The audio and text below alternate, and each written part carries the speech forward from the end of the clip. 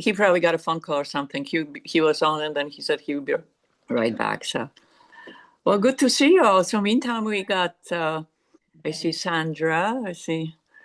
Let's see, Carolina from Poland, and some people from elsewhere. Hello. And we have Jenna. Great. Hello, Jenna. Hi, Maria. How are you? Great. Just thank you. Well, I'll mention your notes because they're really terrific, and thank you for everything you're doing. Thank you.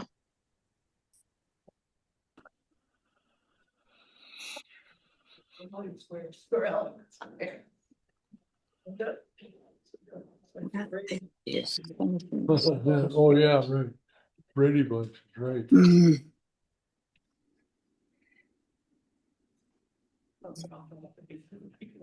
don't know what I wanted this right here. Maybe if I put something heavy.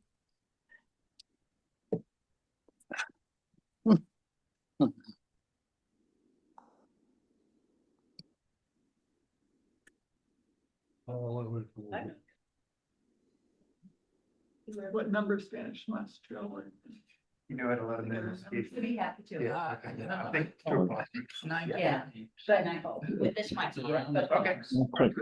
Thank you, Paul. Everything in the house. Well, fresh. Oh, no. There's like a little house. What's that?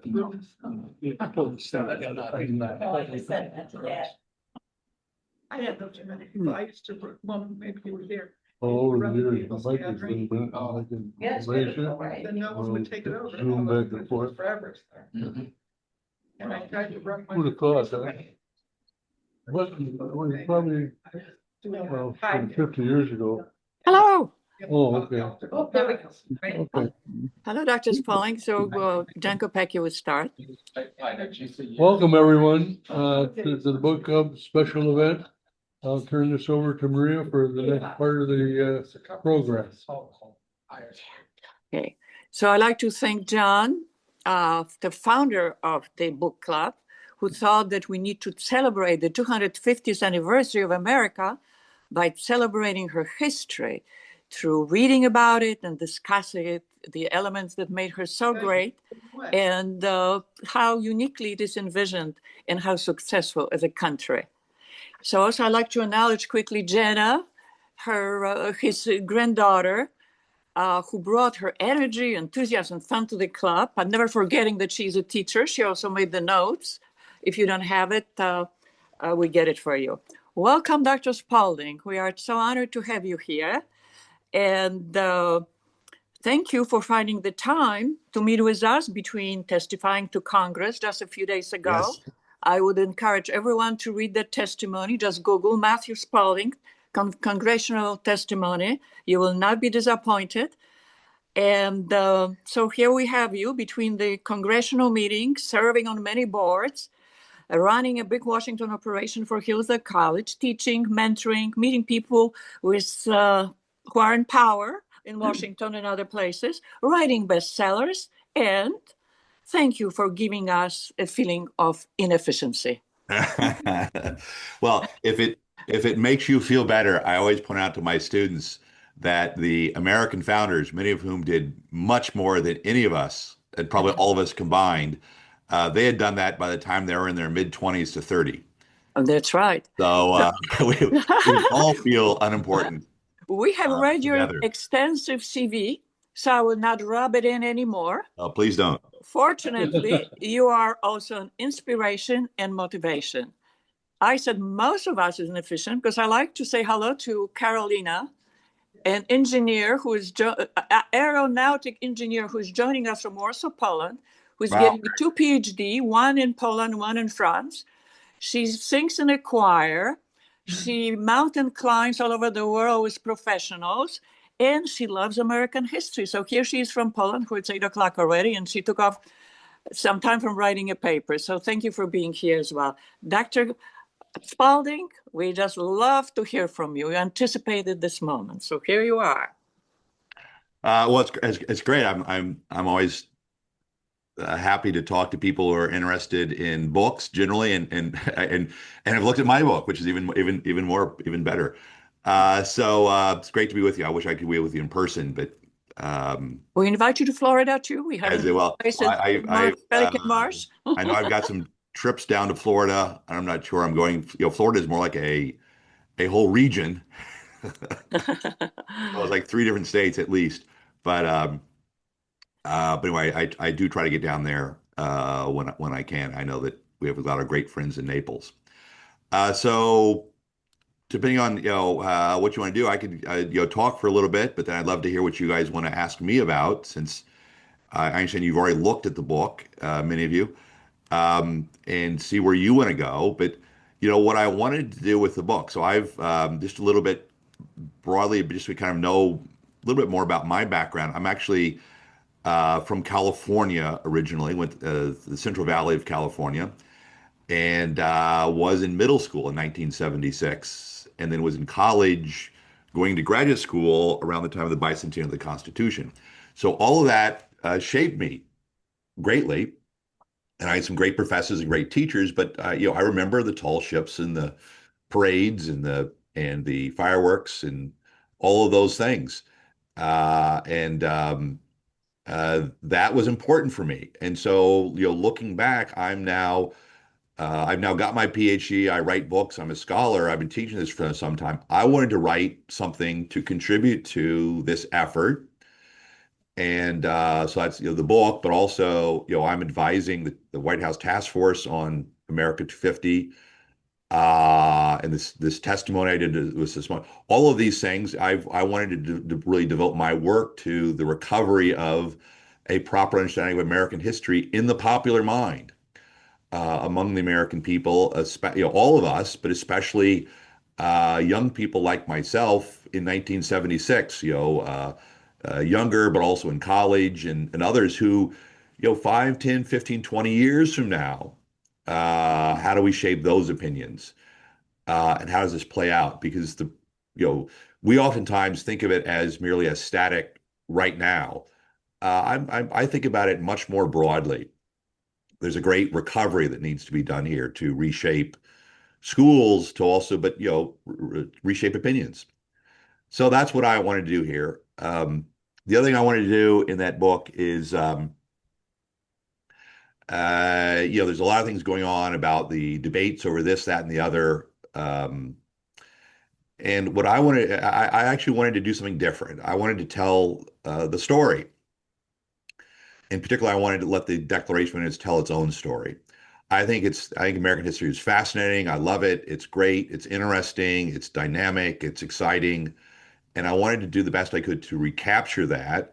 But in doing so, I wanted to recapture that in a way that allowed the Declaration to tell its story of its ideas. Because what's unusual about America is the extent to which its history is really driven by these ideas, in particular the ideas of the Declaration and then later the Constitution. And so much of our history is that we have this whole period called the American Revolution, or the American founding, the term I prefer, from the end of the French Indian War in 1763. You could say I usually cut it off at the end of Washington's second administration, so 1796. So essentially 30 years. And in that period, the period is really defined by two documents. The Declaration in 1776, and then the Constitution in 1787, 1789. But I wanted to focus on the ideas in the Declaration, but I wanted to do it in a way that it kind of captured the story. So that's kind of how I approached the book in terms of telling a lot of stories, but walking through the document and trying to let it speak for itself. And then the last thing, if you've read the introduction, is I very much wanted to argue about what is it that makes America worthy of our affections. Patriotism today has a bad taste for a lot of people. They think it's somehow knee-jerk and something just based on the passions and not thoughtful.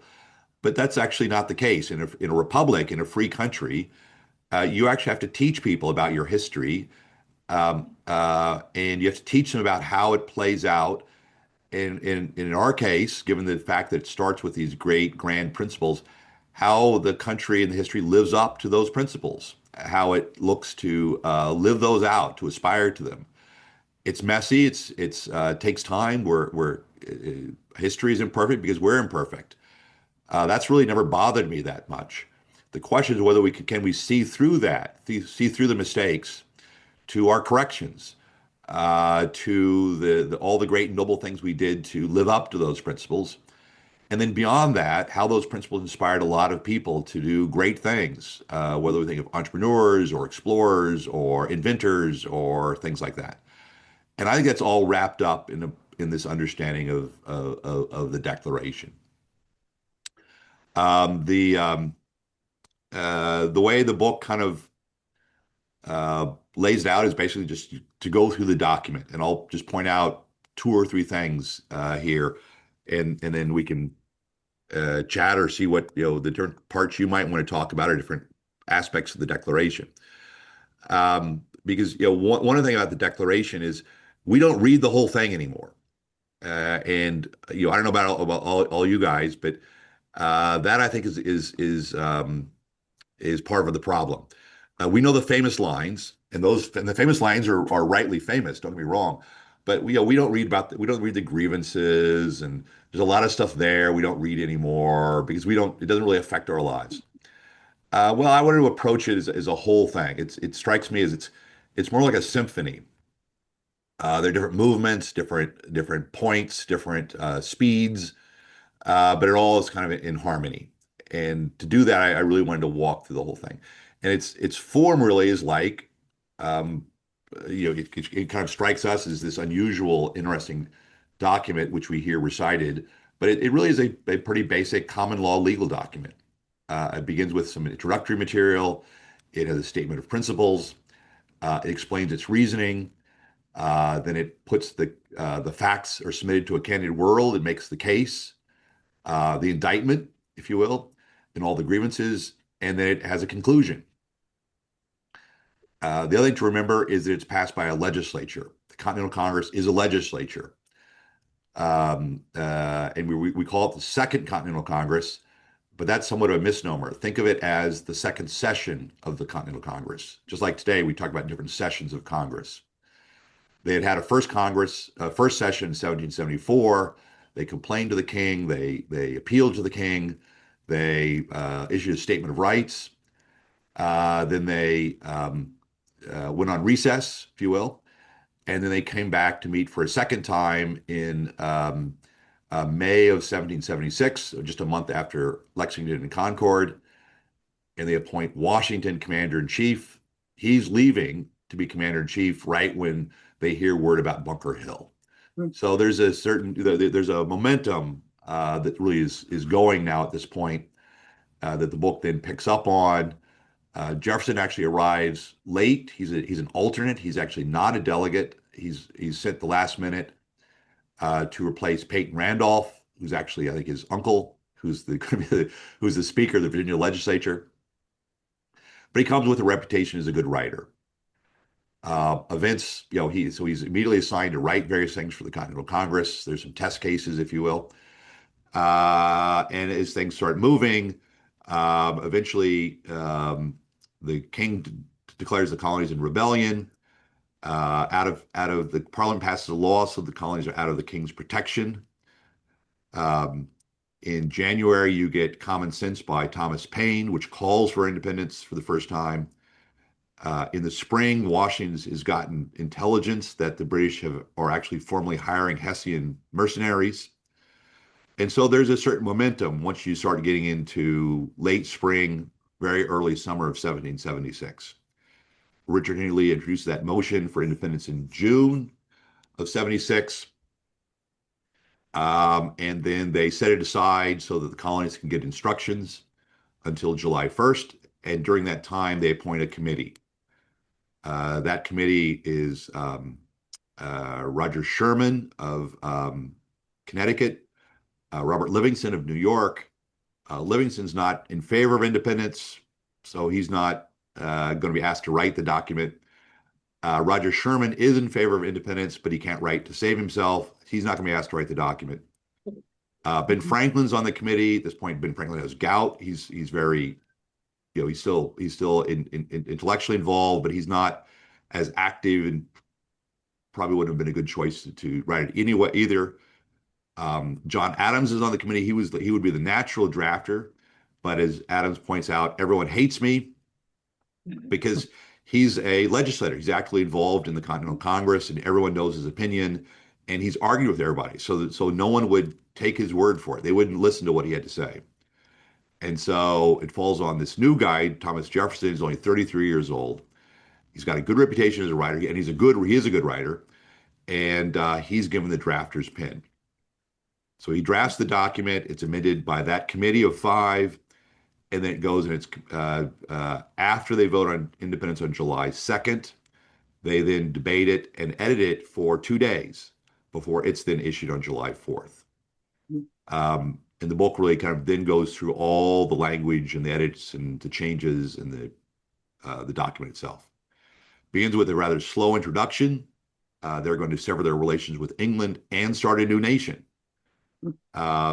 According to what they say, the laws of nature and nature's God. So it establishes this great standard. And then it gets to the best part, or this most famous part, which is rather bracing. We hold these truths to be self-evident that all men are created equal. And then it goes on to state 4 other things, so 5 total things that are self-evident. They're endowed with certain unalienable rights. Among these are life, liberty, and the pursuit of happiness.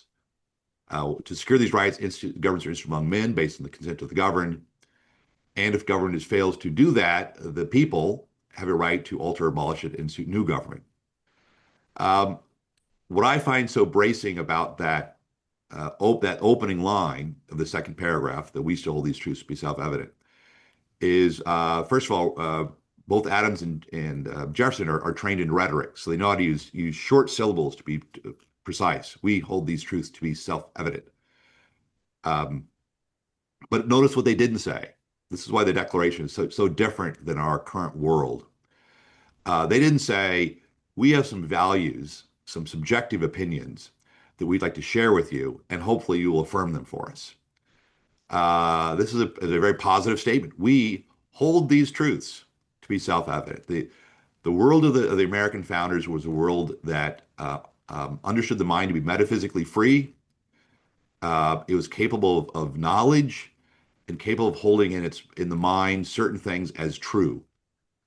And certain things were so powerfully true, they were self-evident, which is a term of art that goes back to Aquinas in particular, but also then back to Aristotle as a logical proposition. And then they go through and name the things that are self-evident. And we can talk about those in more length if you'd like.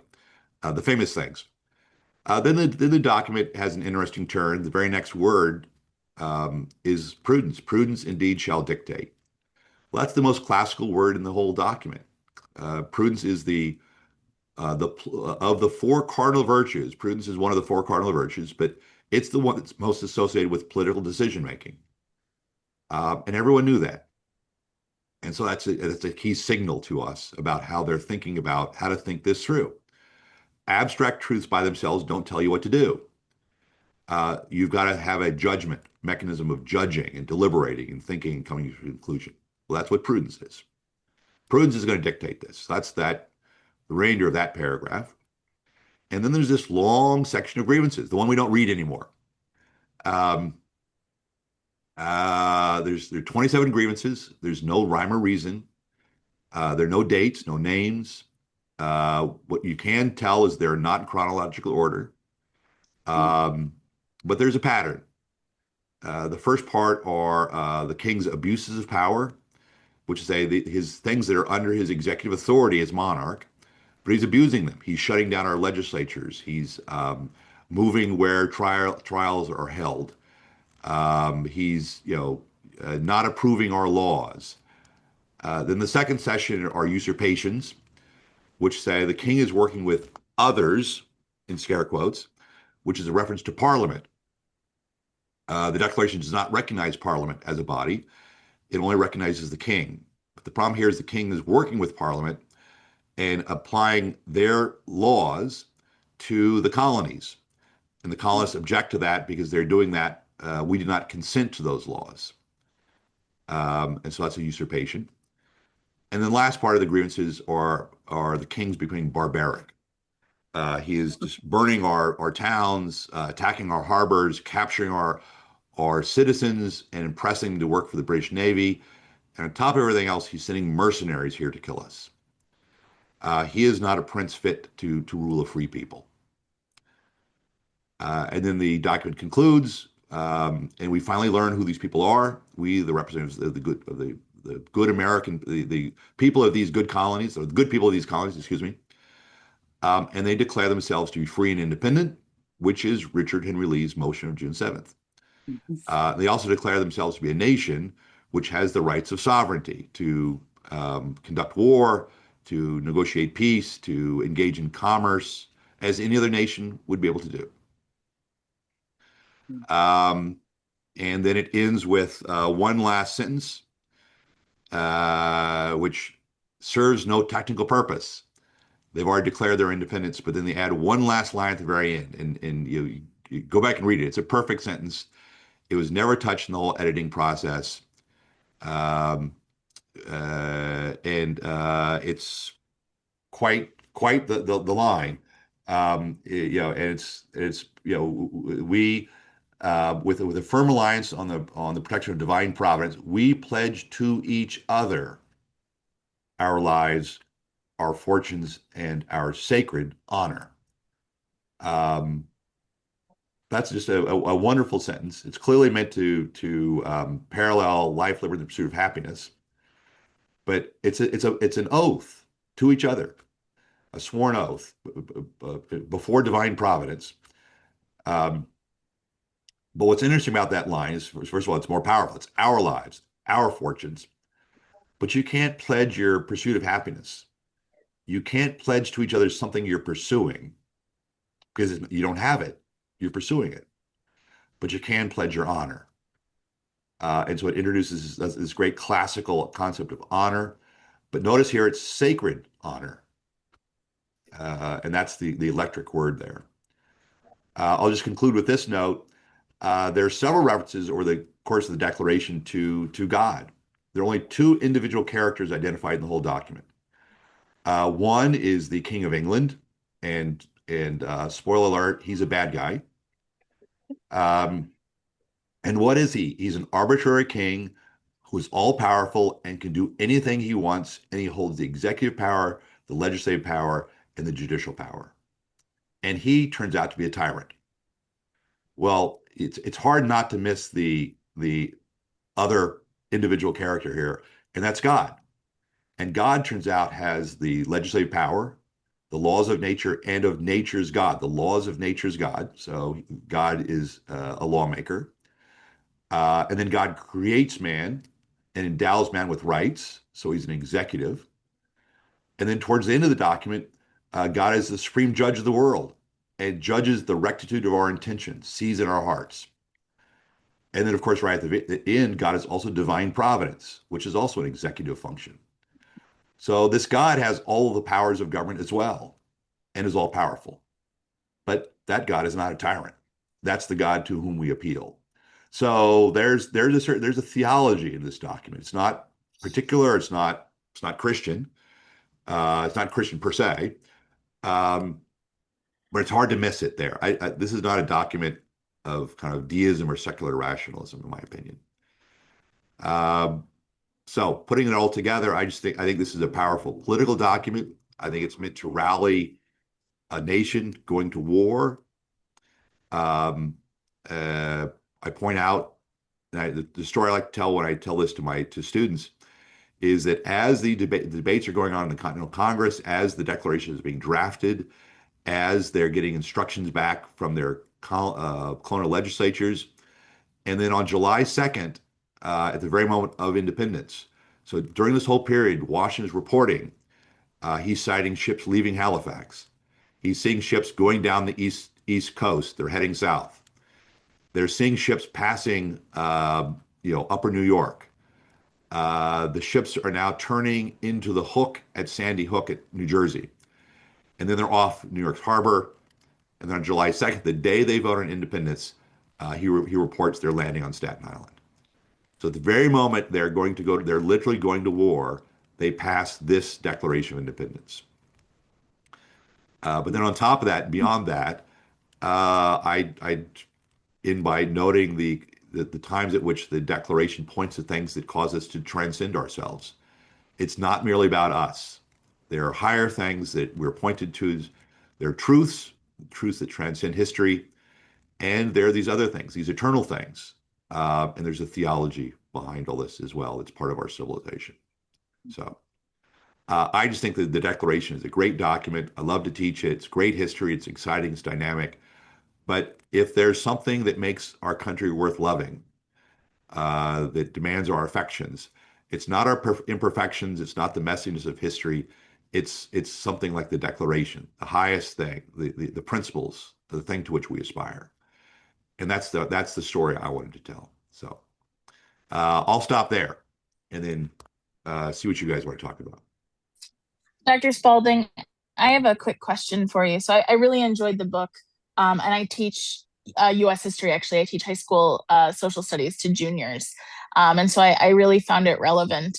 And when I was reading it, and you kind of touched on it a little bit just now, when you talk about the theology element, but I also noticed that there was, I think, based on what I read too, the founders pulled a lot from, Greek and Roman philosophy. Yeah.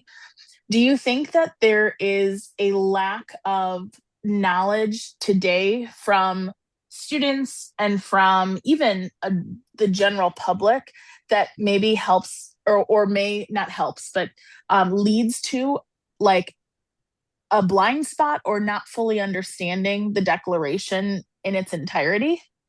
Oh, no, absolutely. I'd probably say that the two dominant assumptions today are, one, Thomas Jefferson just made all this up. It's kind of like, was it Minerva? I can't remember who was it, that leapt out of Zeus's head, right? That's how we think of it. Oh, this is just Thomas Jefferson. Well, Thomas Jefferson was squirrely and odd on a lot of things, and that kind of sends us down the wrong path. The other broad assumption is that this is merely an Enlightenment document. All it is John Locke, so it's modern political philosophy. So our ambulance is going by. And that sends us down the wrong path as well. And I think that both those need to be pushed back against. Jefferson is the drafter, but he's not the sole author. That's the answer to the first one. He's a brilliant, beautiful writer. I grant him that. And the second one, John Locke is important. But John Locke is not the philosophy of the Declaration. John Locke is a political thinker, and they use his political arguments. The philosophy of the Declaration, I think, demands that we go back to the Greeks and the Romans. They all knew and read Cicero, which meant the origins of law. And then we also have to acknowledge the clear influence of the whole biblical Christian tradition of thinkers. Augustine, Aquinas, Richard Hooker, the great Anglican thinker. All of that influenced the language coming up to the Declaration, which meant, broadly speaking, there's a Greek and Roman and Christian natural law tradition about what? Human nature, about man's metaphysical freedom, about man's ability to decide and make decisions based on concepts of justice. That's where they get all that stuff. And I think that they then put it in the context in which they find themselves, and they use Lockean language about consent and legislative power and all of that.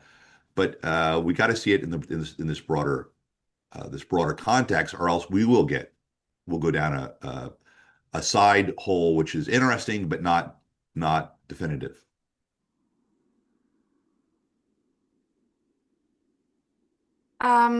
May I ask a question? Sure.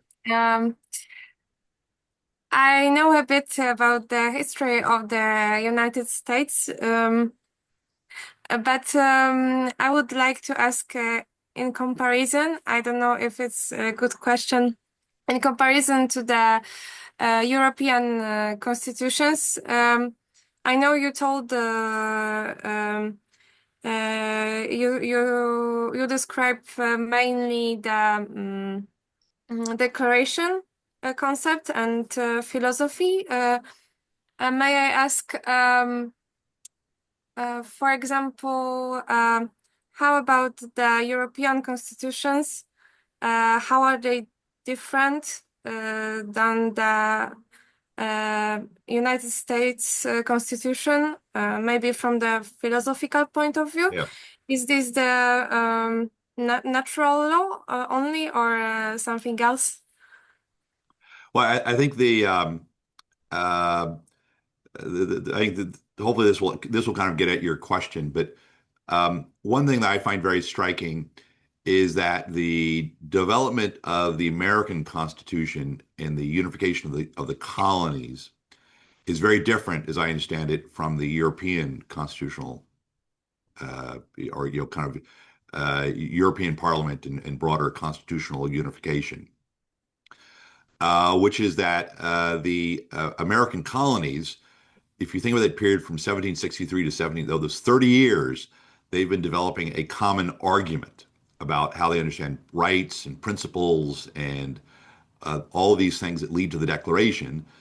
And then they spend 11 years trying to figure out how to write a constitution. So it's a long process that I would suggest is really deeply informed by these ideas in a way that really links the Declaration and the Constitution in a much deeper way. The colonies, they were all British. They were never independent nations. And they always had lots of things in common. And so they naturally unified. And but they unified on these arguments, these ideas. The Europeans, these are all independent nations that have long histories. In many cases, 1,000-year histories, right? They've been around for a long, long, long time. They have traditions, cultures, peoples that are much more distinctive. And so their quote unquote European constitution is, we can talk about the particular ways in which it does and does not differ, but it's not as grounded as, say, the American colonial system is through the Declaration in a set of common principles. What it is these are all a bunch of independent sovereign nations that have agreed to confederate in a way, or some sense of confederation, although it's not a sovereign country. So it's a very different thing. So I'm not sure it's a direct comparison in the same way. The American Constitution is one constitution for one sovereign country made up of a bunch of different states, none of which are sovereign. That's a different thing than a European Union made up of countries that themselves are sovereign, and they've been sovereign for a lot longer than the other thing has even existed. Thank you very much. I will say just because you're on the line. It was very in the Continental Congress debates about whether the colonies should unite and stay together for the war. One of the things that comes up in the letters, in their letters several times, I can't remember if it comes up in the actual floor debate at the Continental Congress, is one of the most important historical examples is the partition of Poland.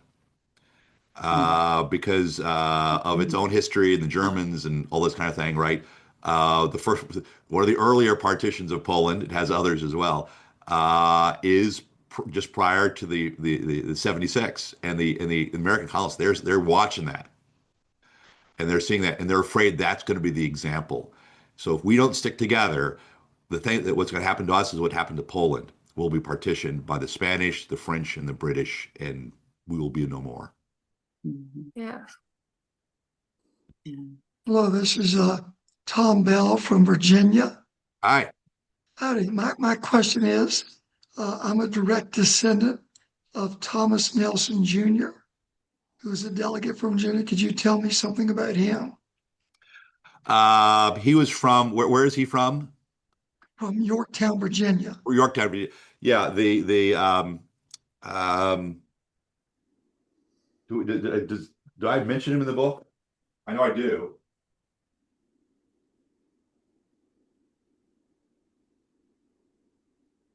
I'm trying to remember I do have something in there about him now. I'm trying to remember off the top of my head. The main thing I remember is Lord Cornwallis was in his home in Yorktown when they were bombing the city, and he told them to go ahead and fire on it. Yeah, that's right. He's a landowner who's got the property, and I think he's already either given up or lost a lot of his property. And I believe he actually supports some creation of local regiments and things like that. He did. But then, at Yorktown, the rumor, I'm not sure how we can confirm these things, but he actually says he will give to the first cannon who can strike his own home. He'll give him an reward because that's where Cornwallis was based. Okay, good. Yeah, I didn't know that. Okay. Mm-hmm. But I have a whole chapter at the end of the book called Iron Men. And it's a term. There's a speech that Lincoln gives in 1858, and just in passing, he refers to the signers of the Declaration as Iron Men, which I just thought was a great line. But I actually intentionally wanted to write a whole chapter, and so I don't cover any of them in particular, but I kind of give this kind of array of all these different things they did. Because most of them fought in the Revolution. They were hunted. Some of them were imprisoned. Some of them were shot. Several of them, their sons were killed in battle and tortured. But I especially wanted to include that chapter, especially for young people, especially young men, because one of the criticisms of the American Revolution, those were just a bunch of guys who studied European thought and wrote these things, and then they wore tricorn hats and wore breeches, and it was no. This is actually war. And actually, they're pretty manly, and it's pretty amazing what they did. And so part of it is understanding. Yeah, they said these beautiful things, all men being created equal, but then they went out and fought for it. And in many cases, like Nelson, essentially lost much of their, if not all of their fortune, by supporting the revolution. Robert Morris, who is probably the richest man in the convention. Although Charles Carroll was very wealthy as well. But Robert Morris was a financier of the revolution, worked for the Continental Congress. He died in a poorhouse because he gave the equivalent of some $30-some million to support the revolution. And in various points, he was writing personal checks and IOUs. Okay, that's pretty impressive. Pretty impressive. I read that the same thing was applied to Thomas Nelson Jr. Yeah, that's right. Yeah, and Nelson, and then like Paca in Maryland. Apparently, he funded regiments in Maryland, Right. And that's a sign. These guys were willing to put up their lives and their fortunes. Well, thank you. Dr. Spalding, this is Tim West from New Jersey. You mentioned that the document directs all the colonists' ire toward the king, the all-powerful king, and almost ignores the parliament. And yet my understanding was that back in, 1688 or something, the Glorious Revolution, parliament was actually supposed to be supreme.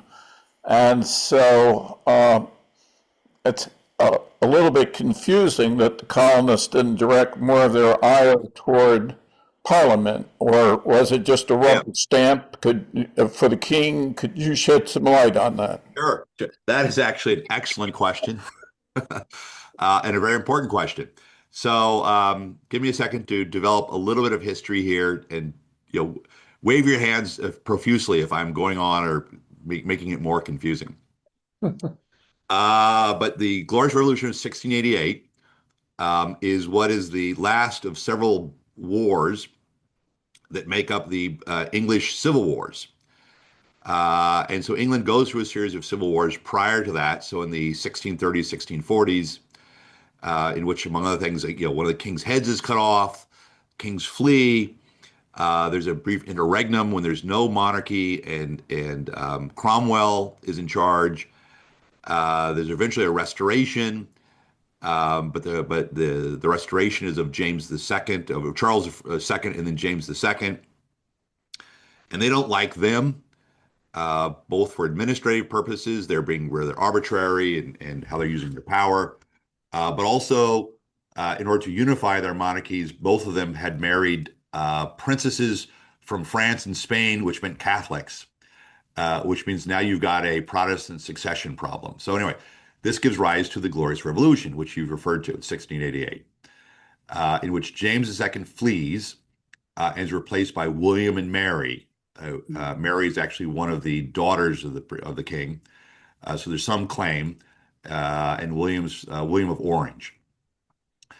But what happens in the Glorious Revolution is that in order to install William and Mary as king, they demand that the king recognize Parliament as being supreme, which they do, and Parliament is within the arrangement the supreme power. So now it's referred to generally as the king in Parliament.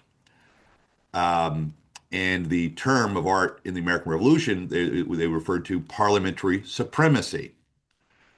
Well, that's how the British understood it. The Americans didn't like that argument. Their read on the Glorious Revolution was that the arbitrary rule of the king was taken down, but that didn't mean there was now the arbitrary rule of Parliament. What it meant is that monarchical rule was to be replaced by rule of the governed, and they read it as an endorsement of consent. And so in the American Revolution, they're objecting to Parliament ruling them because we didn't consent to it. We have no representatives in Parliament. We don't vote on that stuff. We're not voting on those taxes. So we object to Parliament too. So they made the argument that, which is actually a legal, I think legally correct argument, our only connection to England is through our charters. And the charters we have, each colony has a charter, and those charters are signed by the King of England. Because all of their charters are before the Glorious Revolution. And so their argument is that we don't report to Parliament. So, up yours. And the king, he's now a tyrant. And so by all the rules and laws of English history, we can now reject that king. He's no longer protecting us. So we're going to declare our independence.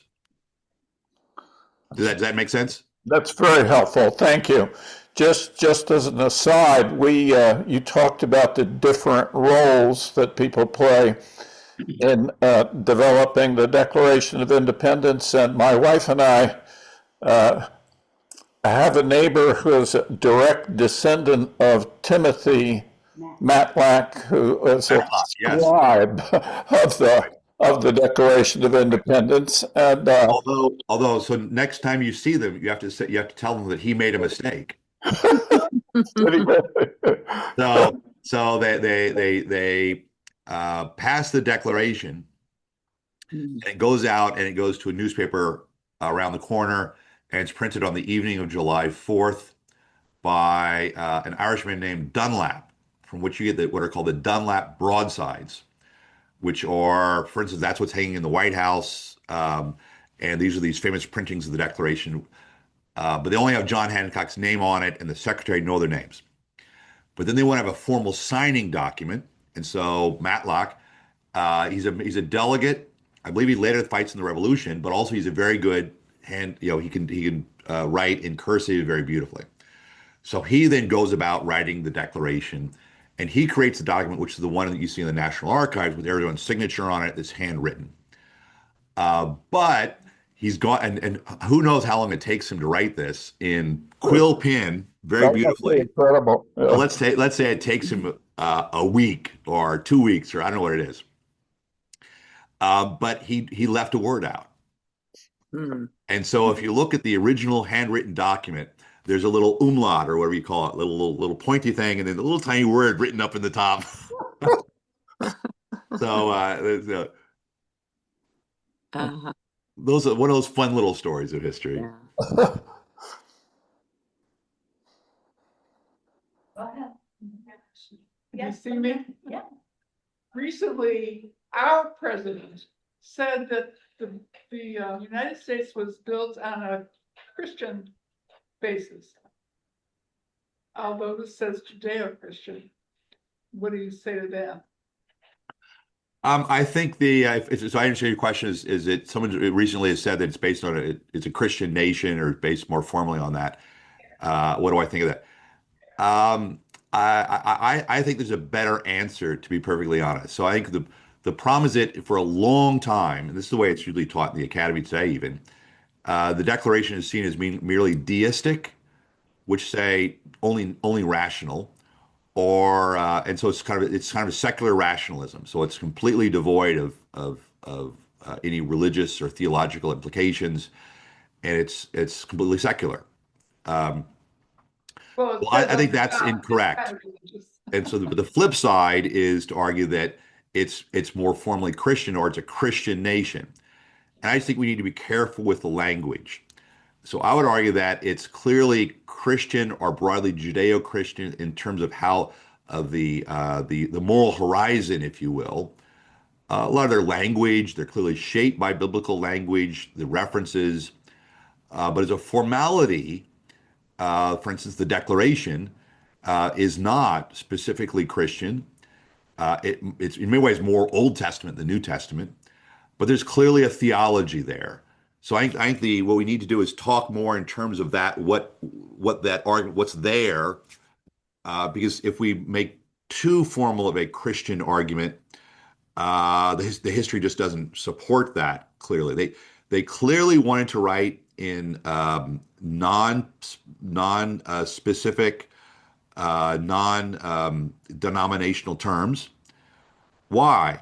Well, going back to the previous question about the civil wars in England, what were those wars about? Well, most of the time they were political wars between Parliament and King, but there were also wars between Protestants and Catholics, and then between different Protestants, because the Anglicans wanted to get rid of the Puritans and all these kinds of things. Well, the American founders wanted to avoid that, so they wanted to speak in general terms, not particular terms. And I think that's what happens here. So there's clearly a theology, but to get more particular. What basis does our president say that it's Christian? Excuse me? He needs you to repeat the question. Pardon? He didn't hear you. He didn't hear you. Oh, on what basis? Can you hear me now? Yeah. On what basis does our president say that we are a Christian nation? Well, I think as is the case with a lot of people who talk about this, he speaks too broadly and too easily about it. I mean, if you think culturally and historically, right, Christianity clearly shaped the nation. So in that sense, it's a quote unquote a Christian nation. But what I want to be careful about is not to imply that somehow it's formally a Christian nation, as in its institutions are formally Christian or its understanding of rights is formally Christian. It's not, but I don't have a problem with that because there's this very substantial theology there, more Old Testament than anything else, but it partakes in that. So I think we're actually on stronger ground to give the fuller story, because I think sometimes we overstate the case, saying it's formally Christian, because we're reacting against the other argument, which I think is also incorrect, which is that there's nothing there. So I think we need to make a stronger theological argument behind the Declaration, but I don't think we can say it's formally Christian in the way sometimes it's implied. And did they justify having slaves when they were writing this? I think the slavery question, again, we largely don't think in the today we have this tendency to think it's all or nothing. So since slavery did exist, and among others, Jefferson owned slaves, therefore they must have been hypocrites, and there's nothing there. This is why I emphasize, among other things, this term prudence being the great cardinal virtue of politics. They put down the principle, which is that all men are created equal, and putting on the principle, they actually knew that slavery was a violation of that principle. Jefferson himself, I think, knew that was a violation of slavery. The Southern colonies knew it was a violation, but they thought they could have some time here and to deal with any change that it meant. But they put off, and they essentially kicked the can down the road to resolve the question. They left it to after the Revolution. Well, by the time you get to after the Revolution, But when you write the Constitution, well, it's after that, almost immediately after the Constitution is formed, you get the creation of the cotton gin. So the economics of slavery changed. So I don't think they justified slavery.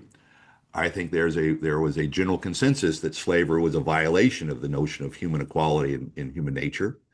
The Continental Congress itself bans the slave trade on 2 occasions. But I think they did make the prudential judgment that we, the Continental Congress, are not in a position to abolish slavery right now. And they put it off, and then the Constitution makes some compromises that I think don't violate the principle, but actually could playing out over time. If things had worked out the way they thought it was going to work out, slavery would have died off. But the problem is that in 1790, I don't know, 1, 2, or 3, somewhere in there, the cotton gin is created, and now you have the South starting to grow and grow and grow into this economic powerhouse, and that really does change the politics of slavery.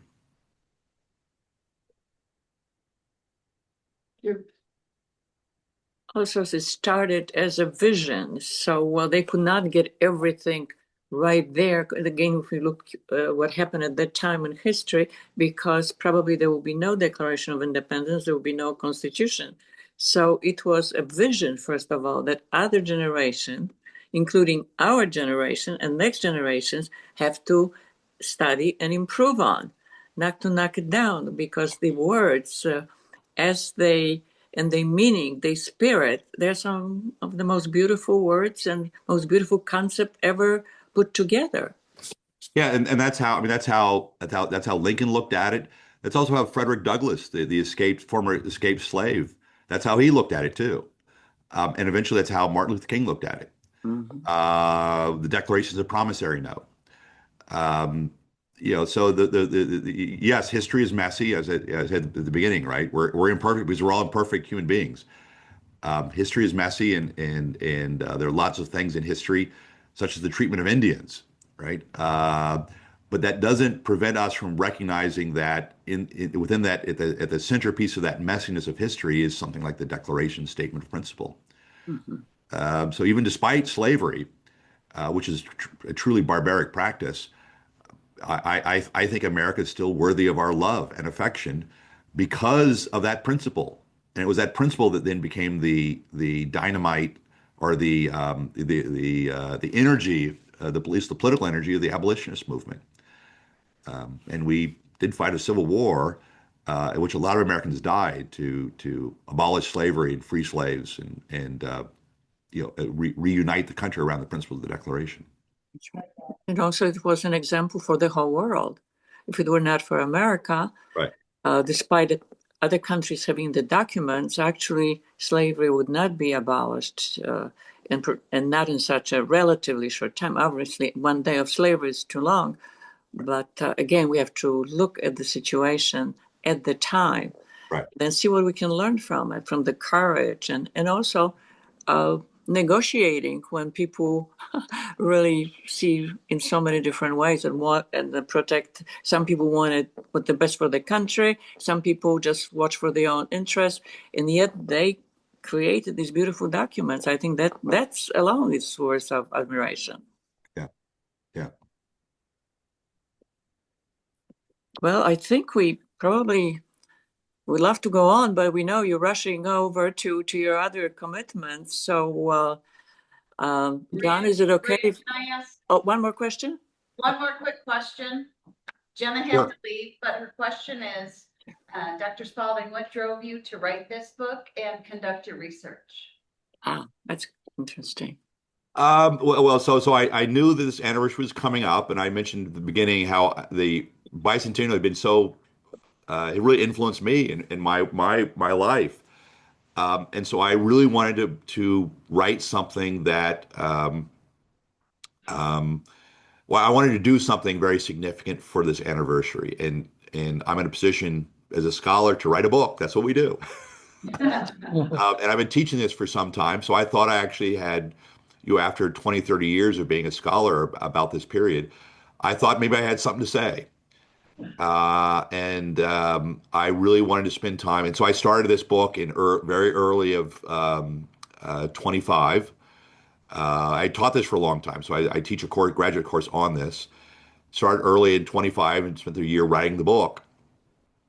And it went to print in, I think, something like October of 25 and came out right before Christmas. And then I've been traveling the country making these arguments all year. I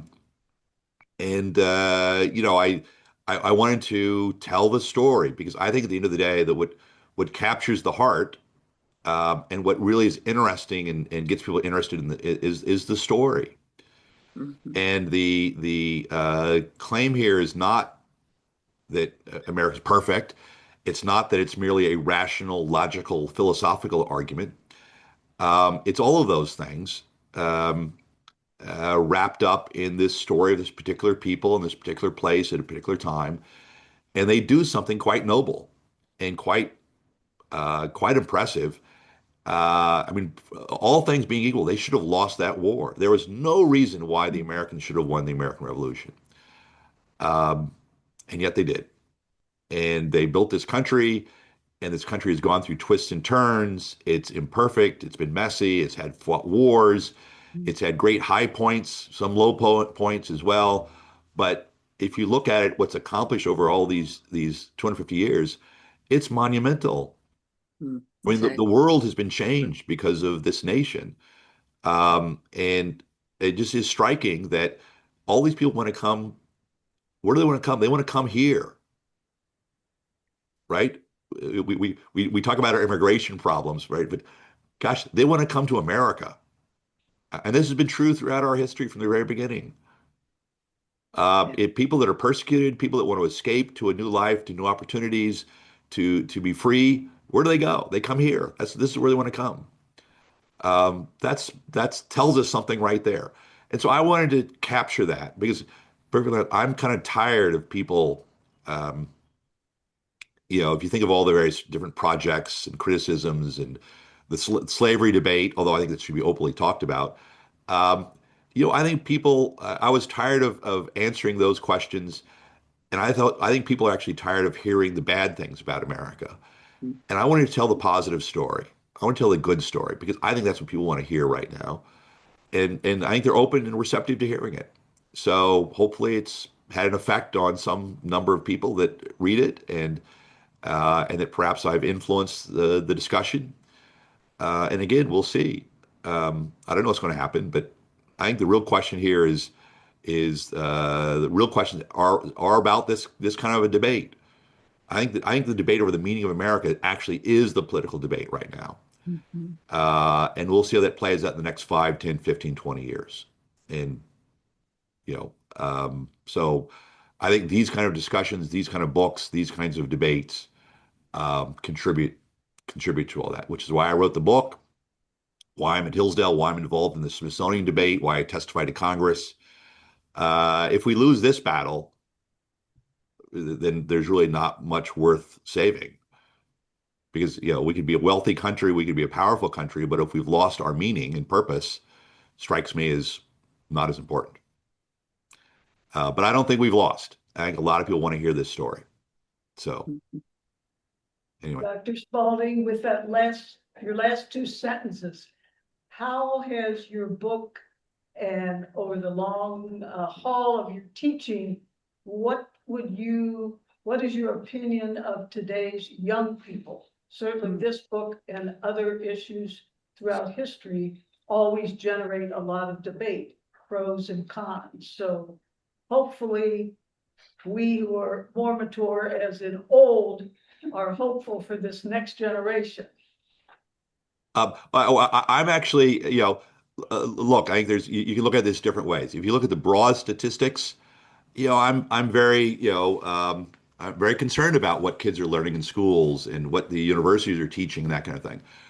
But on the other hand, if you look in a more discerning way, what do you see?